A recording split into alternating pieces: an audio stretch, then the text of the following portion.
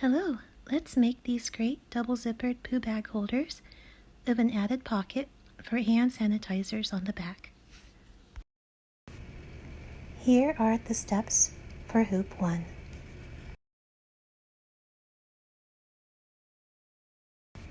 Here is what hoop 1 looks like when completed. And right now we're doing hoop 1 of this project. If you notice on the screen, it tells you what the dimensions of the pattern piece. So if you prefer to try to cut out a piece that covers those dimensions before you start the project, that's fine. What I usually do is I run the placement stitch and then I cut a piece that I feel will cover that size. I've now cut out the pieces I need for step 1, or hoop 1 rather. Run the step for tacking down the vinyl that makes up the pocket for the hand sanitizer holder to the stabilizer, the tearaway stabilizer. And as you can see, the next step is the placement step for this paw. And I simply just cut out a piece that covers that entire placement stitch.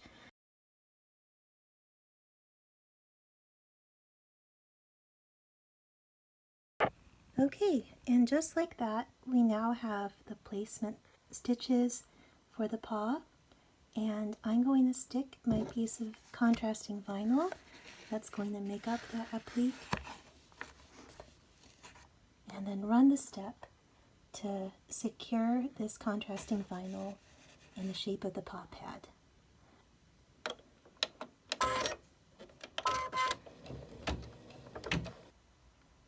Hello again. It's time to trim away the excess, and then the next step, I'll do my cutting off camera. Now that we've trimmed the excess material from our paw applique, the next step is to run the satin stitch that goes around it. So we'll do that now. Now that the satin stitch is finished, we can add the heart that goes in the middle of the paw. Okay, so now we have a heart in the middle of our paw. Notice that this next step is to add a satin stitch to the bottom where the hand sanitizer holder is supposed to pop out. So what we need to do first is trim that bottom edge. Notice that the area I'm referring to that needs to be trimmed is this curved edge right here. So we leave the tiniest little bit of vinyl possible around this curved edge, so that way the satin stitch completely covers it. And I'm going to go do that right now. I've cut out the curve, and as you can see, I left a really tiny sliver of vinyl around the edges. We don't want to cut through these stitches. So now I'm going to run the step for the satin stitch that goes at the bottom. When you're finished with hoop 1, it should look something like this. Here are the steps for hoop 2. Here's how hoop 2 should look like when completed. Now that we have our placement stitch, it's time to place our vinyl so that it completely covers the placement stitch. And then it's time to make the placement stitches for the hand sanitizer holder pocket that we made in hoop 1. Now that we have the placement stitches for our hand sanitizer holder pocket, the next step is to line up that pocket with those placement stitches. The next thing we need to do is trim away the excess on this pocket and leave enough of a seam allowance so that way we can successfully attach the pocket to this other piece of vinyl. I finally finished cutting out the pocket for the hand sanitizer holder, and notice since I used tearaway, I was able to rip all of the little pieces. I left 2 little nubs at the bottom of this pocket. I need to leave enough of a margin so that way it gets closed off in the final step. I need to do a really good job of taping this middle part down so that way it stays straight and doesn't shift in the hoop when we start doing the satin stitches. So I have my painter's tape here, and I'm going to try to get this as straight as I can. So as you can see, I've tried to get these pocket edges as close to the placement lines as possible. So I'm lining up these stitches with the placement lines for the pocket, and the satin stitches are supposed to cover these edges for this back piece. I'm going to take this back to my machine. Here's what the project looks like after stitching those satin stitches. The next step is doing a stitch that goes all the way around. Here's what hoop 2 will look like once you're finished. Hoop 3 steps.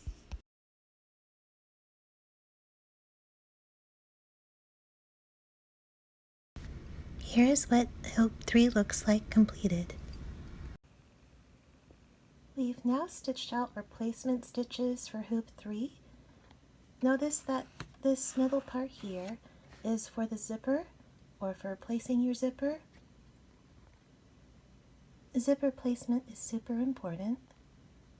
The zipper needs to be centered because you don't want the material to be too close to the teeth, and usually if you have a bag that has lining and the zipper teeth are too close to the edge, what happens is that the material gets caught in the zipper. So it's really important that you figure out how to get it centered. The next step after the placement stitches is the steps for tacking down the zipper. Now, I usually recommend that if you're like me and you have trouble centering your zipper, that you run these steps first before actually tacking down your zipper, and then use it as a guide to figure out how to get your zipper centered. I stitched out the tack down stitches for the zipper, and essentially I'm using those tack down stitches as a placement stitch so I can see better where the teeth are supposed to be in between. Okay, so I have my painter's tape with me, and what I'm going to do now is secure the ends of the zipper tape. And as you can see, we have the tack down stitches in green for the zipper tape. I'm going to run those again to actually tack down the zipper, but I wanted to show you how, notice how the pink stitches show you where the edges of the zipper usually are, and this middle pink line down here is usually actually where the teeth are. A lot of times zippers come in varying widths, so I find that sometimes the pink isn't the best way to guide yourself in figuring out how to place your zipper. But as long as you can get the teeth centered in between these two tack down lines, then you should be fine. I now have my zipper taped down to the stabilizer in my hoop. I'm going to take it to my machine and try to tack down the zipper. And if you notice, the zipper head is pretty far away from the project itself. So now that I'm tacking down my zipper, I want to make sure that I'm on the correct step on my machine. So I use these buttons to advance back and forth to the correct steps. The tack down for the zipper is step 2, as you can tell by these two lines here, and I'm going to run those now. What I usually like to do is run a few steps when tacking down the zipper to see and get a sense of how far away the stitches are from the actual zipper teeth, just to make sure that everything looks centered. Okay, so as you can see here, I ran a few steps to try to tack down my zipper, but notice how it's way wider on the right side of a zipper than it is on the left, and it would be better to get it centered. And usually what happens is the edge of the presser foot kind of pushes down this zipper, so it causes that discrepancy in the length or distance away from the zipper teeth. So I'm going to take my knife and fix that. Another tip that's supposed to help with centering your zipper is holding your hoop up to a light source after you've secured the zipper to your stabilizer with tape, and you can kind of see the teeth aligned with that center line there, and also that it's between the two tack down lines for the zipper. So I'm going to try this again. Okay, so notice that this time I'm trying to keep the zipper secure so the presser foot doesn't push the zipper down by taping the sides of the zipper too. So let's see if that helps. I'm satisfied now with where the zipper is in between these placement lines, so I'm going to work on tacking down the vinyl for this pocket. Off camera, I cut 2 pieces of vinyl. One goes on top of the zipper, that's the blue piece, and one goes on the bottom part of the zipper, and that's the rainbow piece.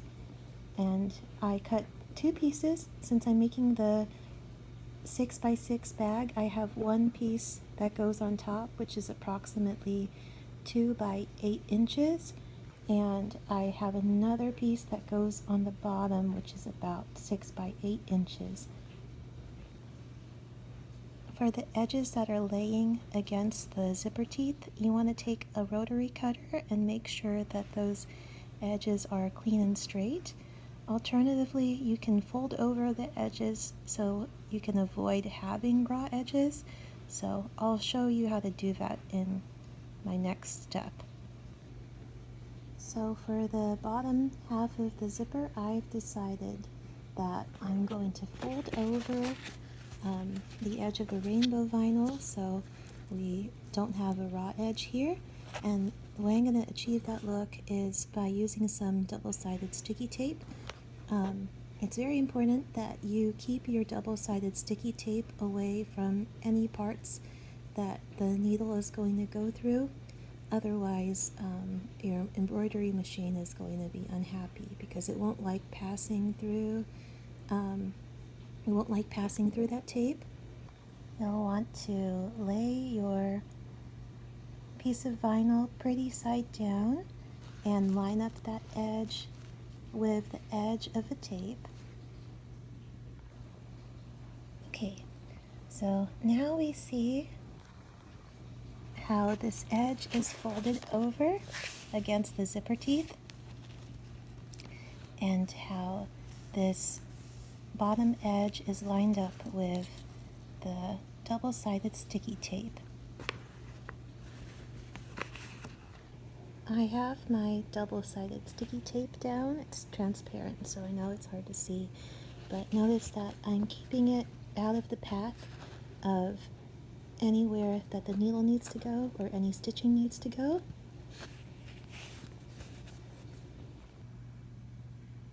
Okay, so the next step is actually to tack down this top piece, but I wanted to show you a comparison between having a folded edge versus having a raw edge. And personally, I like the look of the folded edge better, but sometimes it's just more practical to have a raw edge facing the zipper and you can still get it to look nice. So I'm going to go take this to my machine and tack this piece down. Running the step to tack down the top section that goes above the zipper. Okay, this is a teachable moment. As you can see, the stitches are too far away from the edge of the zipper, so they're not catching, and I need to figure out how to fix that, so I'll be right back.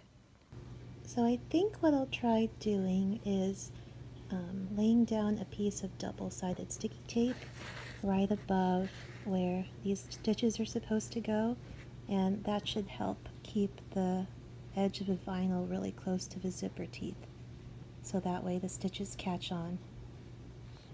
I have my double-sided sticky tape down. It's transparent, so I know it's hard to see, but notice that I'm keeping it out of the path of anywhere that the needle needs to go or any stitching needs to go. Another thing I could do is literally hold down the piece of vinyl as it's being stitched so it doesn't move. But if you plan on doing that, just be really careful not to get any of your fingers stuck under the needle. Trying this again. Okay, I'm going to try my double-sided sticky tape trick for this bottom half. Let's go take care of that now. Okay, so I've laid down another piece of double-sided sticky tape. I've removed the backing, and now I'm going to fold the second piece of vinyl back over. So now that we've put down that other piece of double-sided sticky tape, look how much closer the edge of this vinyl is to the zipper teeth. I'm going to go run the step to stitch this down now.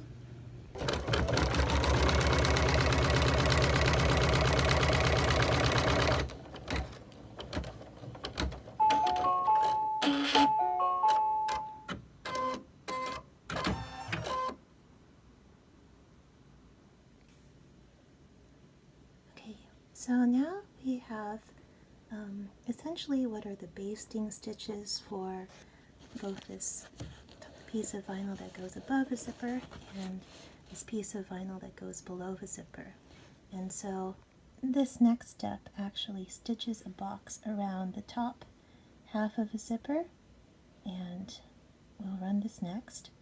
There's going to be a design that's on the top half of the zipper, so if you're using a vinyl that is kind of thin and you're unsure of the density of the project, I might recommend slipping another tiny sliver of stabilizer underneath, so that way your vinyl doesn't wrinkle or look warped.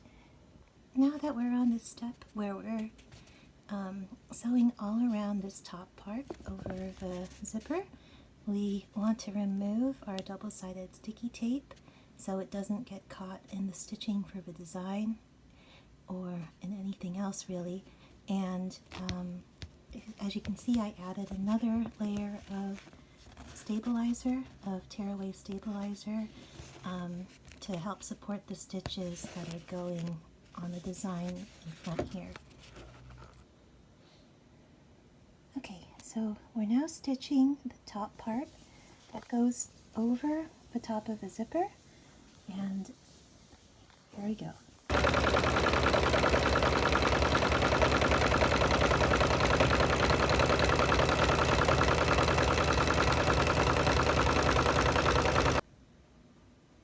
This next step tacks down the bottom part of the back. Notice that we have a nice stitch out for the top half, and now we're doing the bottom. After tacking down the top and bottom, it should look something like this. Steps 7 through 9 are the design that goes on that top half over the zipper. So first we have some bones, a heart, and a paw print. The bones are now stitched out. Time for the hearts. The hearts are now finished. Time for the paw print. Now the design on top is finished. So the next thing to do is to run a step for a small circle in the center. This circle is where you're going to pull out your doggy poo bags.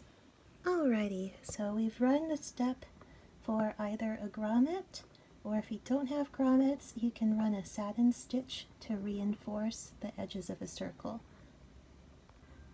First, you have to cut out the circle carefully with embroidery scissors. if you're running a satin stitch step, don't remove the stabilizer yet because you need that stabilizer to help support the stitching that goes around this circle. Some people like to use an X-Acto knife to cut across in the middle of a circle, and that allows them to cut the pieces of a circle more evenly. Hello again. I've cut out the hole that goes in the center of this bag, and now it's time to run the satin stitch that goes around this circle. Notice that I didn't remove any of the stabilizer. This bag is unlined, so I don't have any lining here, but we need the stabilizer when we're running a step for the satin stitches because the stabilizer is what's helping to support those stitches. The satin stitch is done. Now there's one final step for this hoop. At this point you want to open your zipper, and you want to also cut out the zipper box, which is this black rectangle. Be careful not to cut through these stitches here at the ends. They serve as zipper stops for your zipper. So the vinyl I'm using for this back piece is from So Hungry Hippie. It's their soft metallic vinyl, and it's really thin, and that's why I like it in my projects when I'm trying to line my projects with something other than fabric, basically something that doesn't fray. I was also considering using this board short material, and the main reason being it doesn't fray as much, and it's also much thinner than vinyl. So if you're concerned about what you're going to put your embroidery machine through, I would highly consider using board short fabric or some really thin vinyl, because when all is said and done, this project has 4 hoopings and it gets difficult to sew through so many layers, especially on a single needle machine. Here is what a completed hoop 3 looks like. Hoop 4 steps. Okay friends, home stretch. This is the last hooping, hoop 4. I've already stitched out this placement stitch. The next step is to stitch out the tack down for the zipper. Okay, so I've stitched out step 2, which was tacking down the zipper, and then the next step is going to be adding a strip of vinyl to cover this top half. Now that we're on the last hoop, I wanted to show you guys how it comes all together. So we've cut out this piece of vinyl to go on the top, and it makes the top section of this vinyl zipper compartment. The zipper pocket that we made in hoop 3 will attach to the bottom, and then the items that we made in hoops 1 and 2, we flip that over and it becomes the back of the bag. So we have our items from hoops 1 and 2, our zipper compartment with the poo bag holder from hoop 3, and everything attaches to what we're making in hoop 4. Hello! So I have laid down my top piece, and I want you to notice that I used my double-sided sticky tape trick. It's always hard to see that tape, but again, make sure if you're using it that it's out of the path of the needle. Let's run this next step. Now we are on step 4. This is for attaching the item that we made in hoop 3 to the bottom half of a zipper. Here is that zipper pocket that we made in hoop 3. Now before tacking this down, You need to find a way to trim this excess that comes here over the top of a design. So I'm going to take my rotary cutter and trim this part off so we can get a nice straight edge to go against the zipper teeth here. Hello again, friends. I tried trimming off the top part of the item we made in Hoop 3. The straighter you can get it, the nicer your finished product will look. So I'm about to tack down this bottom part of Hoop 4, which is our pocket from Hoop 3 down now.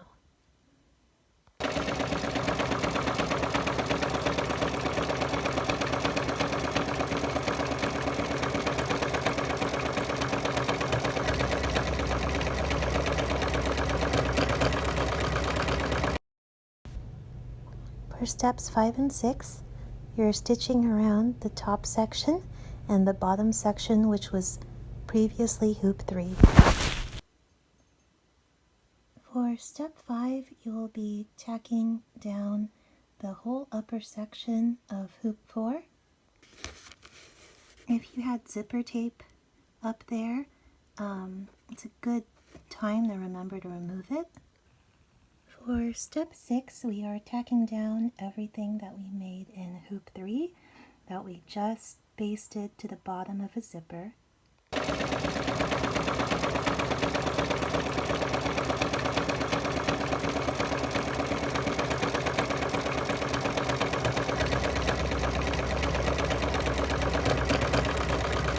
Step 8, this next step is for securing the piece of fold over elastic or ribbon to your project. Here is my ribbon that I stitched on the back of this piece of fold over elastic. Now I'm going to go loop this piece of hardware through it.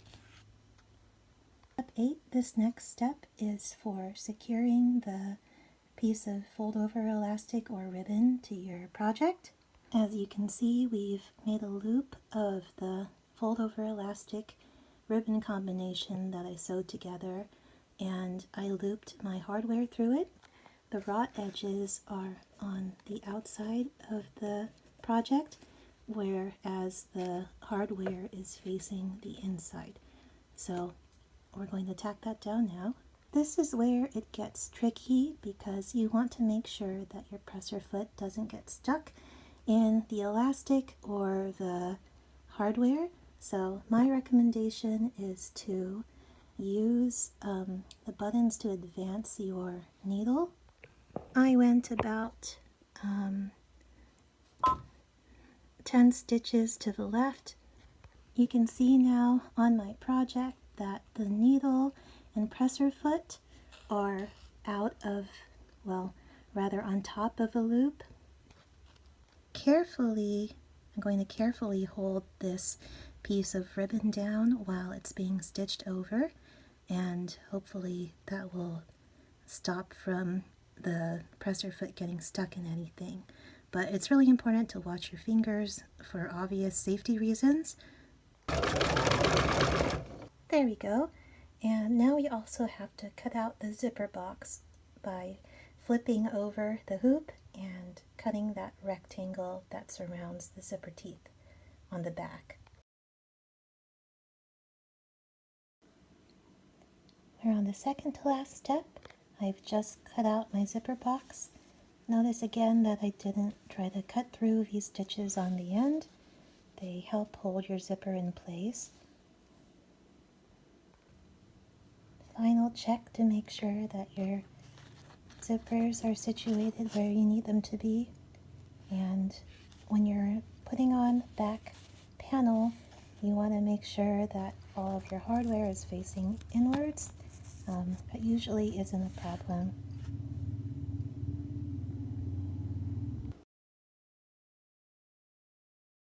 You want the pretty side facing down, and what might help with making sure that everything stays in place, of course, is using some double-sided sticky tape. Now that my double-sided sticky tape is down, I'm going to try to align the back panel with the lines of this front panel. So here you can see that I'm lining up the stitches that went all around our back panel that we made in hoop 2 with the lines of the stitches that we made in hoop 4. Sandwich is made. Let's go bring this back to our embroidery machine for the last step. There you have it.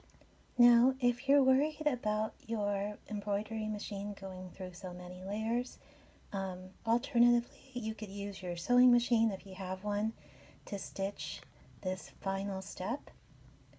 And now what we have to do is unhoop this, trim off the excess, and turn it inside out, and then we'll have our finished product. Here we have our finished products. On the left we have a 6 by 8 inch zipper bag. On the right we have a 6 by 6 inch zipper bag.